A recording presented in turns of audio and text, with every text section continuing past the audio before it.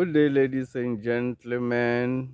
My name is Mngoni Mkonto. I want to talk about what happened for President Zuma to have a criminal record, because some other people uh, maybe they don't know, because the way the propaganda machines are working, they would display somebody as a criminal while they know exactly what happened. So, what actually happened is the State Capture Commission, which was set up and chaired by Judge Zondo,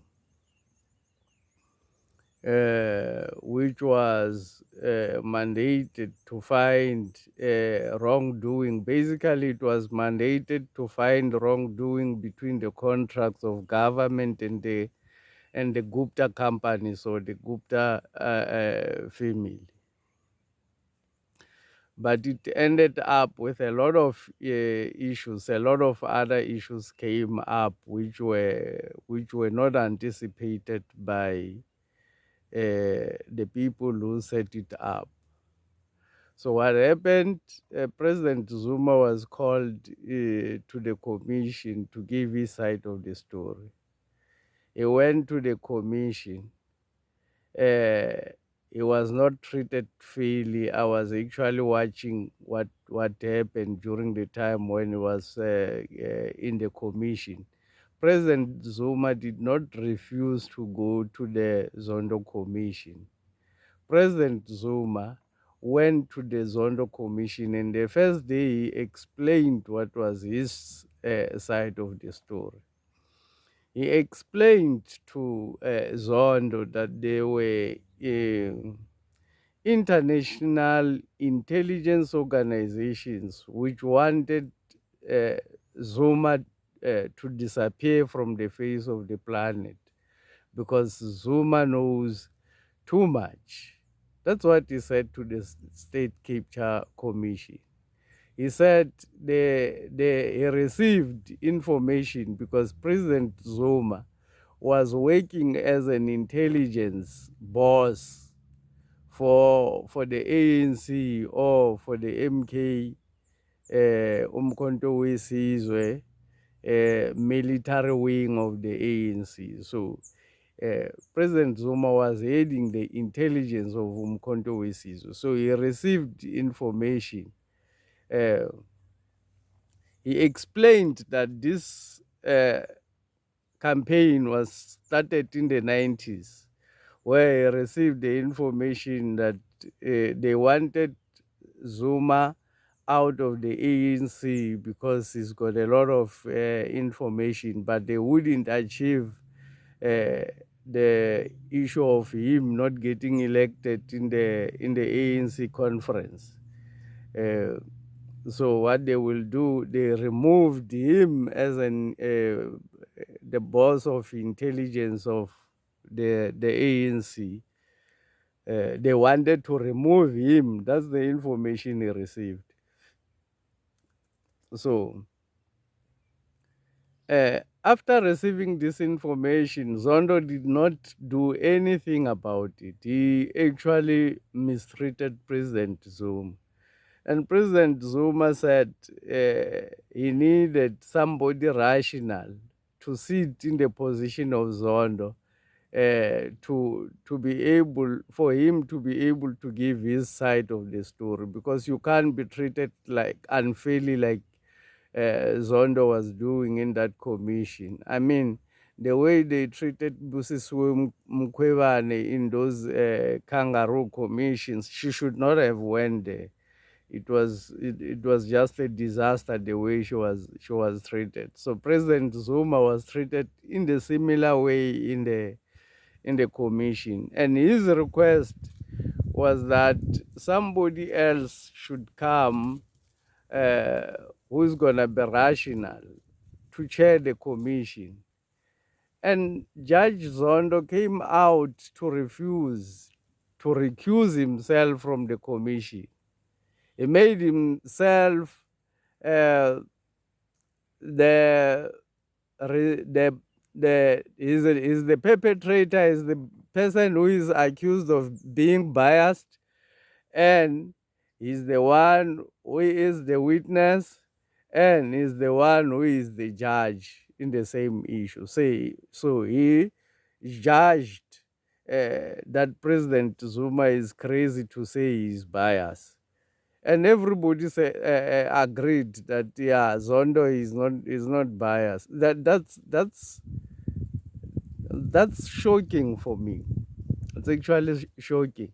What was the issue about Zondo not recusing himself? Why not recuse yourself? Even if maybe it means getting an international lawyer, somebody who will be neutral from outside South Africa to go and sit there in the position of Zondo. Why did the system wanted Zondo as their man to prosecute President Jacob Zuma in that commission? So, uh, what went on to happen is then Zondo decided to form a structure outside the constitution.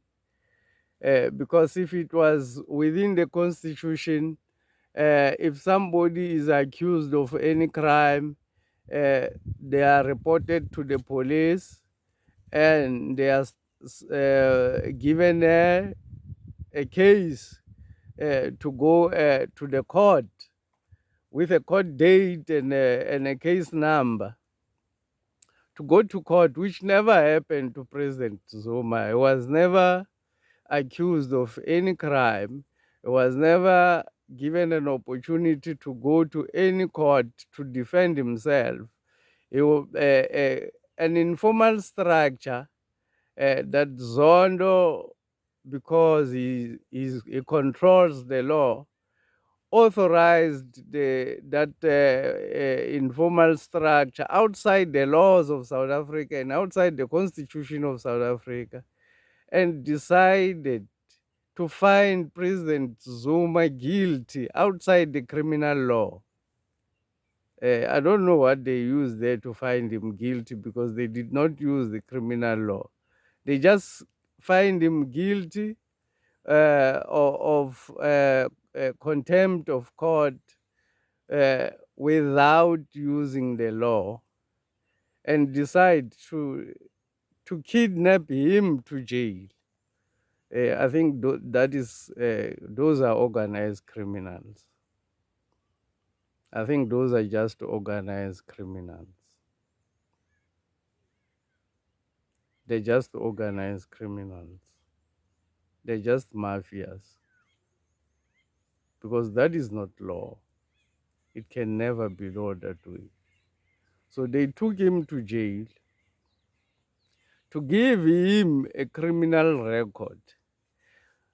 The criminal record which today they are using against him, that he cannot stand the elections because he's got a criminal record. I just wanted people to understand, because some other people don't understand what happened. They think the criminal record on President Zuma is justified. The criminal record on President Zuma is illegal, it's not justified. The system is using that criminal record that they imposed on him using illegal means. They are using that criminal record to close him out from contesting the elections. And closing President Zuma out, they are not closing President Zuma out, they are closing the revolution that black people have started in South Africa.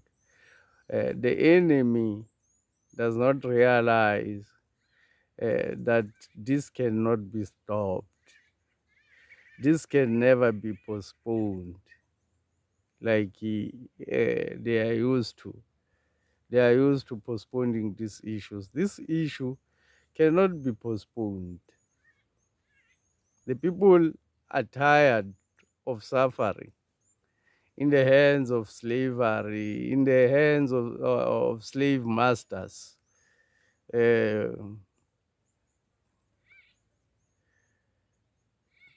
in the hands of slave traders. These political organizations are traders. They're just slave traders. Uh, they go around collecting numbers and numbers of slaves, and then they sell them. They sell the numbers to white people. So it's the same system which was used by the slave masters to trade in slaves. Even today, Ramaphosa is trading in slaves. Julius Malema is trading in slaves. Those are slave traders going around finding black people that you can use to go and what do they call it? To go and negotiate for your place in the dinner table. You gather black people in their millions so that you can go and negotiate your space in the dinner table with white people. That's what the political organizations in South Africa are doing. The MK Party and President Zuma are the only people who are honest to South Africans and whom the system does not want to see, uh, does not want them to see the light of the day. I hope this will be informative to those who don't understand the actual politics of what is happening. And I hope this will persuade some other people to realize that we should all vote for one political organization, which is the MK Party. Please subscribe. I thank you for listening.